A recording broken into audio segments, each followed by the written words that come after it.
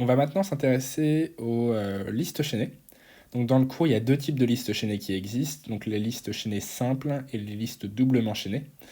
Sauf que en TD, on a uniquement traité avec, et en TD et en TP, on a uniquement traité avec les listes simplement chaînées, qui est cet exemple-ci, sachant que les listes doublement chaînées sont beaucoup plus faciles d'utilisation puisqu'elles contiennent deux pointeurs qui permettent de retenir la position d'après et la position d'avant. Alors qu'avec les listes simplement chaînées, on perd totalement la position d'avant quand on passe à une position suivante. Donc je vais expliquer ça, on va commencer par la structure de base. Donc la structure de base, ça va être une structure élément liste, par exemple chaînée simple, donc élément liste S, qui va contenir donc un premier type qui va être la variable qu'on va mettre à l'intérieur de notre boîte, ce qu'on veut stocker, ici, là, et un pointeur qui pointe, donc un type de pointeur qui pointe vers donc une case de notre liste chaînée. Donc on peut le représenter comme ceci, une case, donc avec une case mémoire et un pointeur qui va pointer vers la case suivante. Et si on représente donc plusieurs cases, on va donc avoir notre première case, une deuxième case, une troisième case, et à chaque fois le pointeur qui est ici qui va pointer vers la case d'après. Et donc il nous faut donc un pointeur au début de tête qui va nous permettre de reconnaître le début de notre liste. Et donc ce pointeur, oui, c'est ce qui nous permet vraiment de savoir. On pourrait résumer notre liste chaînée à ce pointeur-là, puisque après, il suffit de dérouler pour obtenir le chemin pour parcourir au fur et à mesure de notre liste. Mais le problème, c'est que si on perd ce pointeur-là, on perd la tête de la liste, et donc on ne sait plus du tout où on est, et on a perdu ces données, comparé à la liste doublement enchaînée, où on pourrait revenir en arrière. Donc pour initialiser ce type de liste, on va donc générer le début.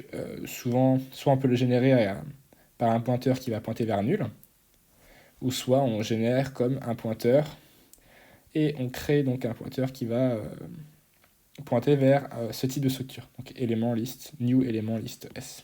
Donc le mieux, c'est d'utiliser cette forme-ci. Donc ça, c'est pour l'initialisation du début. Et donc après, on pourra ajouter des cases. Donc générer un élément list S, attribuer son type et attribuer un pointeur suivant et faire pointer notre pointeur du début vers cette case. Pour la liste doublement enchaînée, c'est la même chose, sauf qu'ici on va avoir un pointeur supplémentaire qui va pointer vers la case d'avant. Donc pour l'initialisation, on pourrait donc avoir un pointeur de début et un pointeur de fin également. Donc on pourra parcourir la liste en partant du début, en partant vers la fin. Pour représenter ça avec plusieurs cases, on aurait donc une case, une deuxième case, par exemple, on va faire un truc avec 3 cases. Donc on aura un pointeur de début qui nous permet d'avoir la tête, un autre pointeur qui nous permet d'avoir la queue, et donc chaque case va pointer vers la case d'après, mais aussi chaque case d'après va pointer vers la case d'avant. Et donc ça fait qu'à tout moment, si je suis ici, je peux être capable d'aller vers cette case-ci ou d'aller vers cette case-ci. Ce que j'étais pas forcément capable sur celle-ci, parce que si j'étais ici, je pouvais aller que uniquement vers ici, en connaissant uniquement les données de cette case-ci. Alors qu'ici, en connaissant uniquement les données de cette case-ci, je peux aller dans les deux sens. Donc ce qui rend les choses beaucoup plus complexes avec le simplement enchaîné, c'est que si jamais on veut par exemple supprimer la case qu'on a ici, là, celle-là on veut l'enlever, il va falloir garder un pointeur qu'on